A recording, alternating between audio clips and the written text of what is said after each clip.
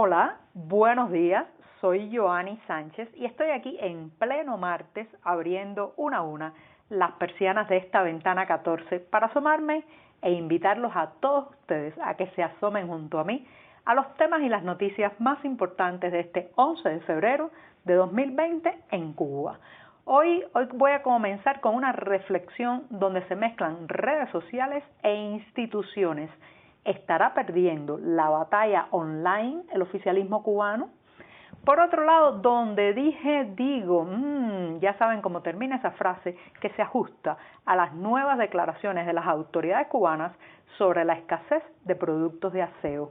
Por otro lado, regresan los nombres clásicos, parece que ya ha quedado bien atrás lo que podríamos llamar la generación de los nombres con Y. Y por último, una recomendación teatral, Hembra, una obra que promete. Y bien, presentados ya los titulares, voy a pasar a revolver para tomarme el cafecito informativo. Ese que de lunes a viernes desde hace más de un año comparto junto a ustedes, recién colado, breve, amargo como me gusta a mí, pero siempre necesario. Después de este primer sorbito del día, les recuerdo, como es tradicional ya en este programa, que pueden ampliar muchos de estos temas y de estas noticias en las páginas del diario digital 14:30 que hacemos desde dentro de Cuba.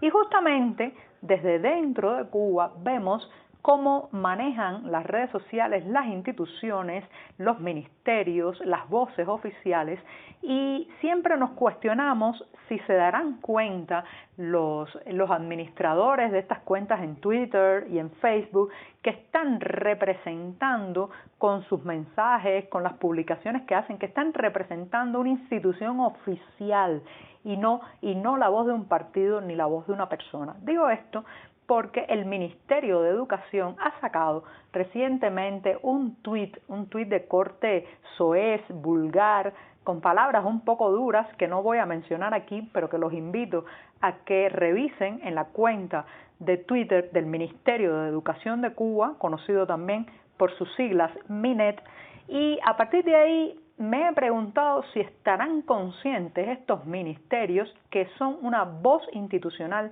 que se deben a todos los cubanos, pero que además deben ser modelos a seguir. Un Ministerio de Educación es un promotor de valores, es un espacio para fomentar la educación formal, las buenas maneras, el buen uso del lenguaje. Un Ministerio de Educación no puede promover la vulgaridad, la chabacanería, la violencia verbal.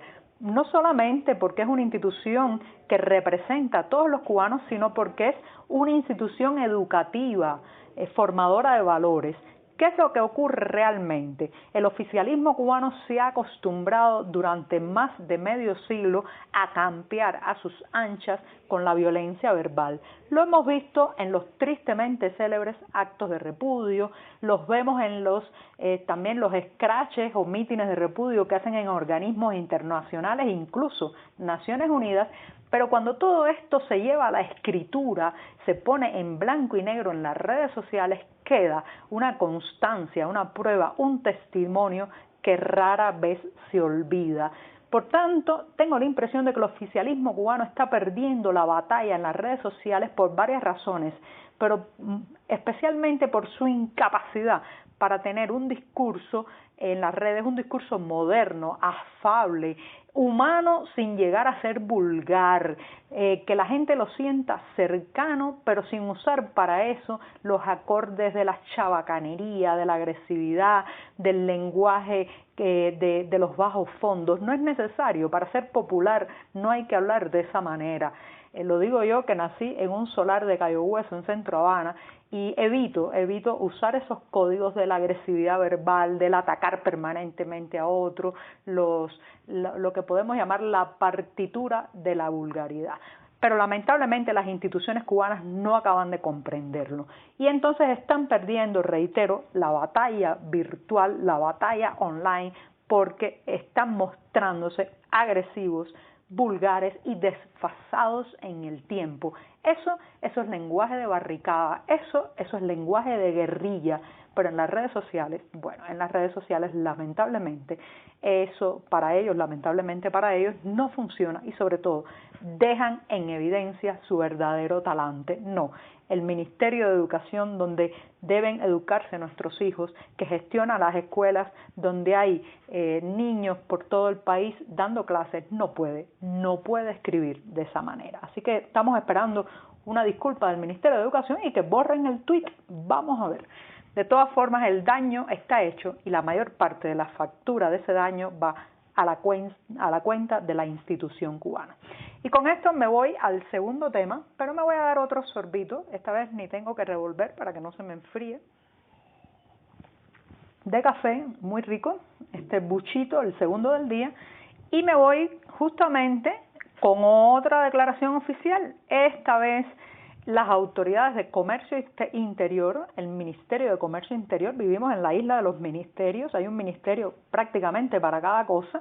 Bueno, el Ministerio de Comercio Interior ha insistido y vuelve a insistir que los productos de aseo, este es un concepto en el que englobamos el detergente, el jabón de lavar, el jabón de bañarse, la pasta dental, y que han sido por décadas una obsesión nacional por sus oscilaciones en el suministro. La carestía frecuente de estos productos hacen que sean no solamente muy demandados, sino que cuando alguien se entera o sabe que han suministrado estos productos a alguna tienda, pues trata de comprar ciertas cantidades para poder resistir los tiempos de vacas flacas o de falta de productos de aseo. Recientemente, la ministra de Comercio Interior, Betsy Díaz Velázquez, había dicho que aunque no iban a tener satisfecha la demanda de estos productos en febrero ni en marzo, se esperaba que en abril podía estabilizarse la producción. ¿Qué usted entiende cuando escucha estas palabras? Bueno, lo mismo que yo y lo que entendió la mayoría de la población cubana y lo que repitieron los medios independientes, que venían tiempos duros en febrero y en marzo para encontrar un jabón, un poco de detergente, y que en abril iba a ver si se estabilizaba la producción. Esa interpretación no le ha gustado a los funcionarios del Ministerio de Comercio Interior, que han salido con bastante agresividad a decir que es una manipulación, que se han transmutado sus palabras y que no van a desaparecer los productos de aseo en febrero y marzo, aunque reconocen la escasez. Esto es un típico caso de neolengua oficial donde evitan decir palabras que son obligatorias en estos casos.